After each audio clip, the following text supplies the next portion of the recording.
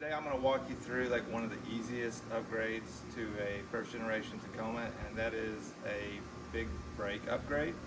And what it is just the first generation Tundra caliper, rotors, and brakes. And so it's a direct bolt on, and it's pretty simple. It's just like replacing your brakes, except for you just choose the Tundra parts. The caliper casting is a 13 WL, I believe. I went ahead and I'll just walk around here and show the parts. I went ahead and went with Power Stop, just off of Amazon, and I'll put the link in the description. But that just made it a lot easier. I was looking at the Toyota website, and it was really hard just to make sure. They had a lot more options that made it confusing to make sure you had the right combination of caliper and rotor. You can see here these are slotted and drilled, which probably isn't necessary, but they came that way. One of the big things I'm excited about is the powder coating on these. As you can see, both of mine, one of them is a O'Reilly's one, I think one of them's a factory. Well, they might both be, but anyway, they're very rusted. So yeah, the rest of it I'll probably just do time lapse, and I'll stop on maybe some important parts, just because it's just a regular brake change, minus the calipers are not something you would normally change. There is a dust guard up in here that sometimes I guess needs trimming. Mine didn't need much. I just had to bend it back a little. I've already got the big brakes on these, but they've been vibrating, so I need to I'm gonna go ahead and replace everything and do it all new.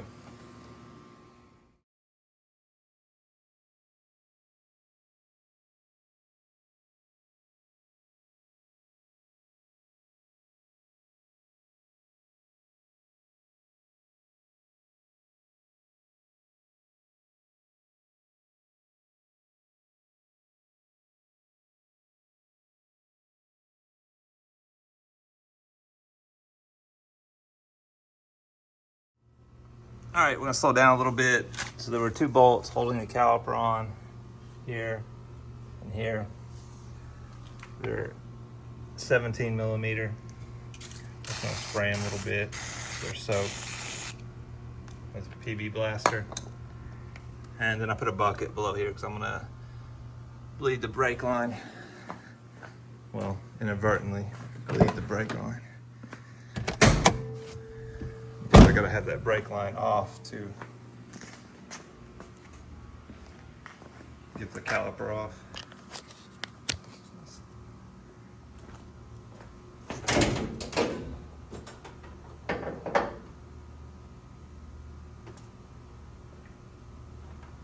Go ahead and open up the brake reservoir. And then that was a 14 millimeter.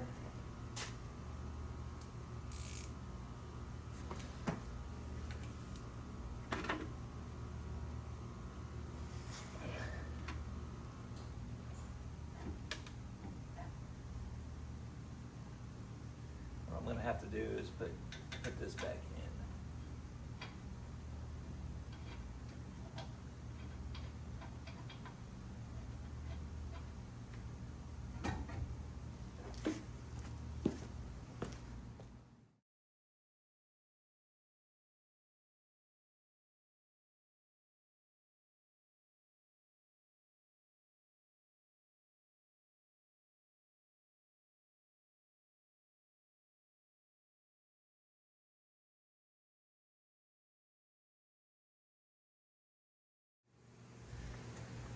So you probably can't tell in slow motion, but what I did was I disconnected the brake line here, and then I just reconnected the caliper so it's not leaking out.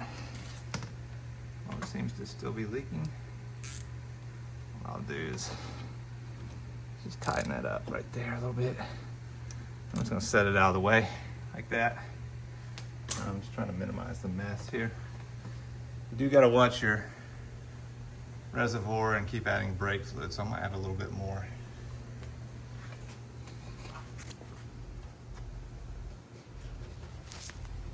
Brake fluid.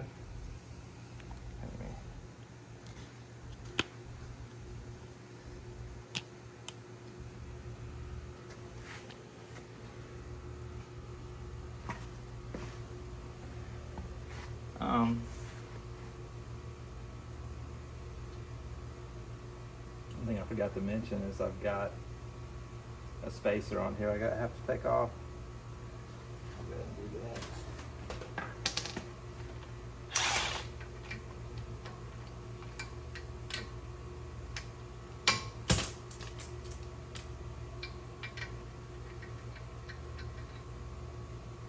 Must be 21 millimeters.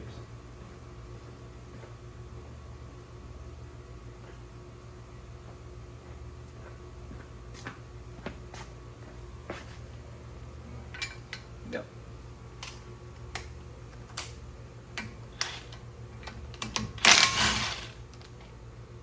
Pretty easy.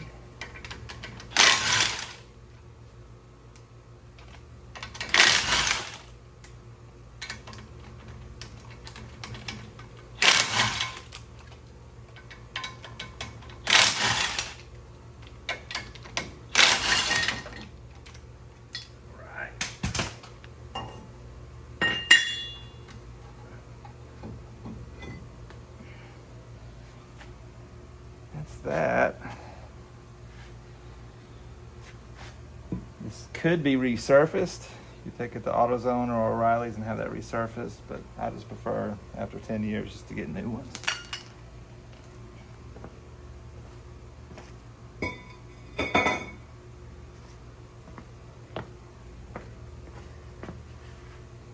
So here's that dust plate that you may have to bend back a little bit to make room for the larger calipers. And yeah, it's about time for a new CV axle here, unfortunately.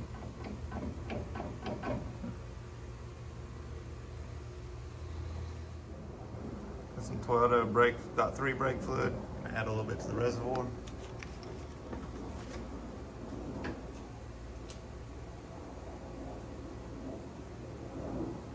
Don't want is you don't want it to go all the way down and then you start getting air in your brake lines.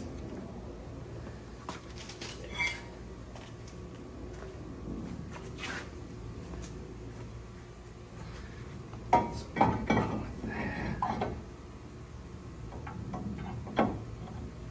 go ahead and put the spacer back on.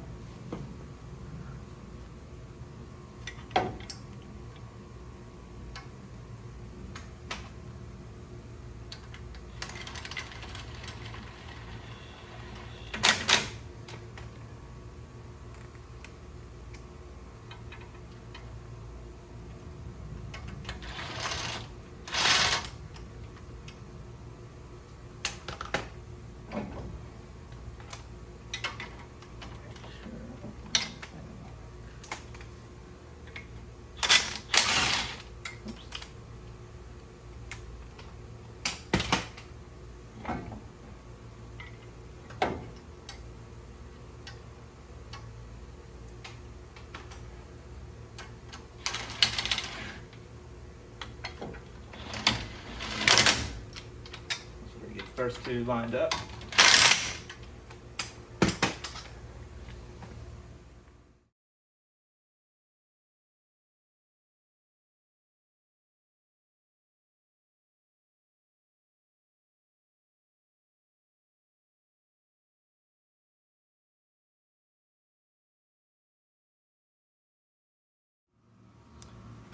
So what I'm going to do, I'm going to go ahead and disattach the, reattach the brake line. See if I can get this bleeding to stop, the leak.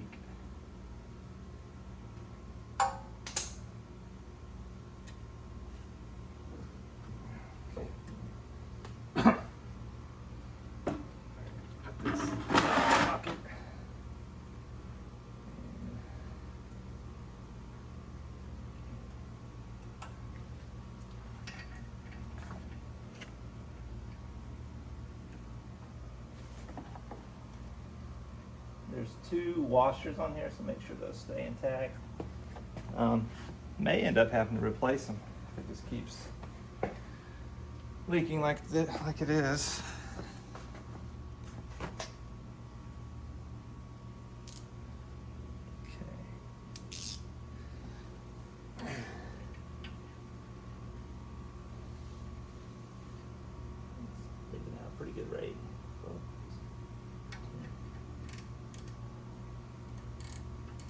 let's see here.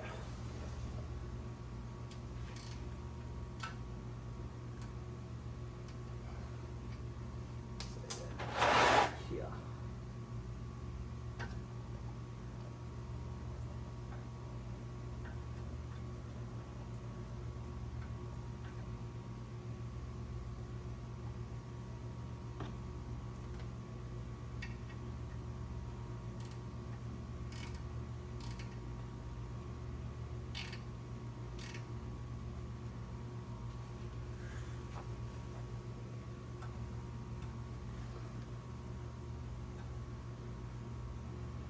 Attach the brake line.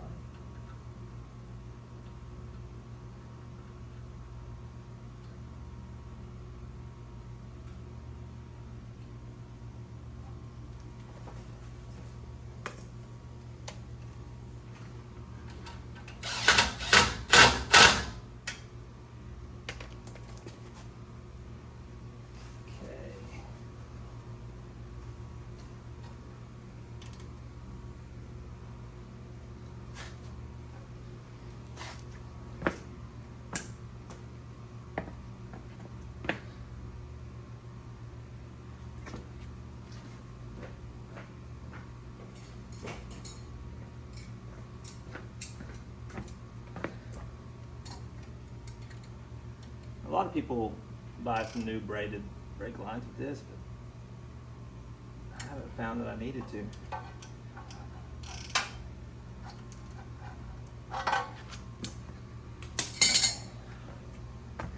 I'm going to load the brakes in there, and that should be about it. Okay, send a little bit of lubricant. We're going to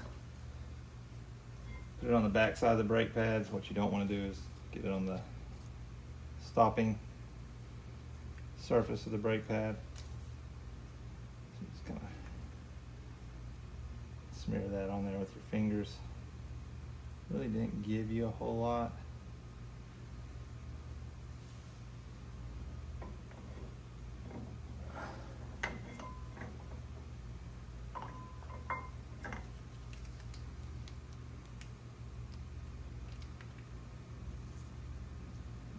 Package is supposed to last for both sides. I think I have some extra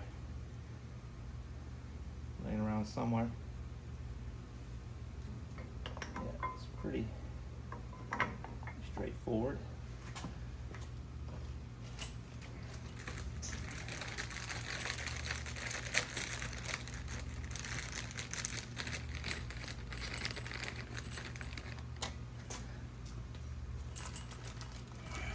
Last step is loading these pins on. Same thing, we want to get some of this lubricant put on here.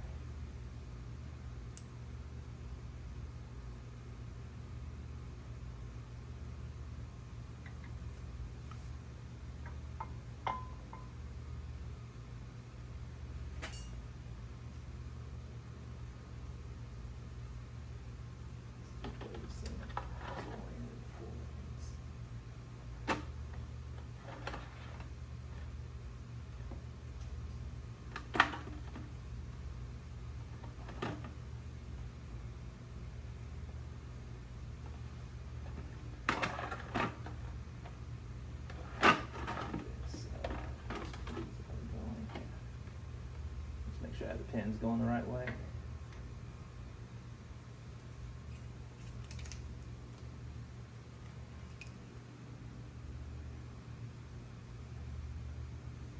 These pins are supposed to slide in and out as the piston comes in and out, and I think that's a big problem with Toyota calipers. Over time they tend to pistons get stuck, and then I think that starts warping your rotor, and then you get that shake when you come under heavy braking, especially going down a hill. So that's what I was experiencing.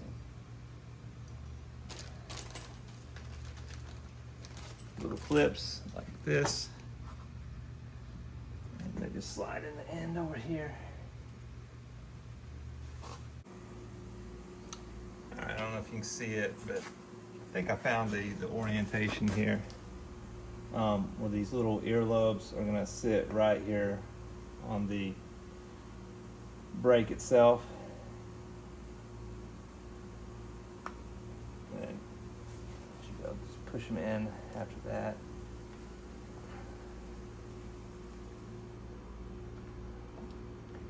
There we go.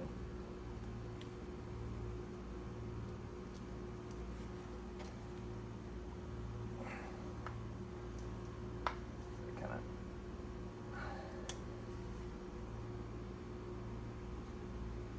use all your fingers here.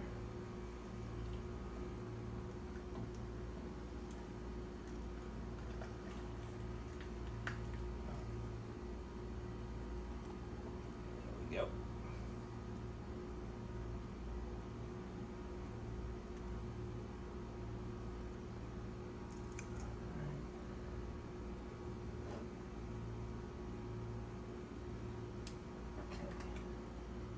I went ahead and added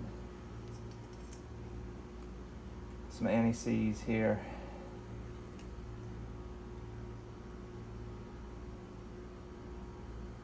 I feel like I had enough.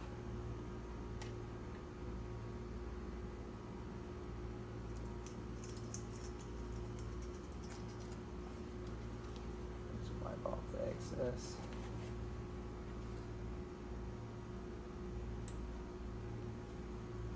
Oh man. Wait a second. All right, that pretty much does it. I'm gonna go ahead and bolt everything back on.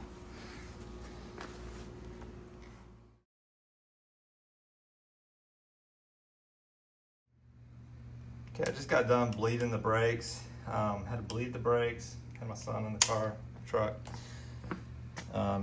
That's just standard stuff. Pump it, hold it, and then loosen this up, let the air out, tighten it up, repeat.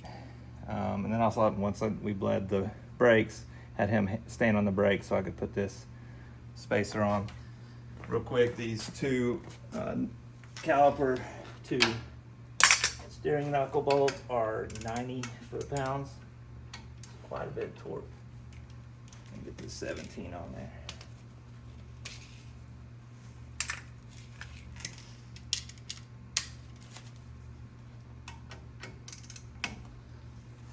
That's why it was hard to get off earlier. Say a lot. I feel like a lot.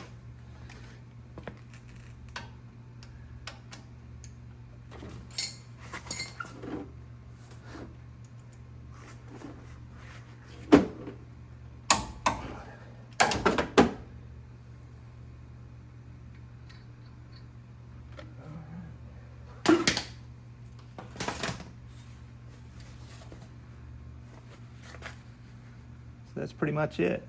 It's a pretty easy job. I've got good clearance there.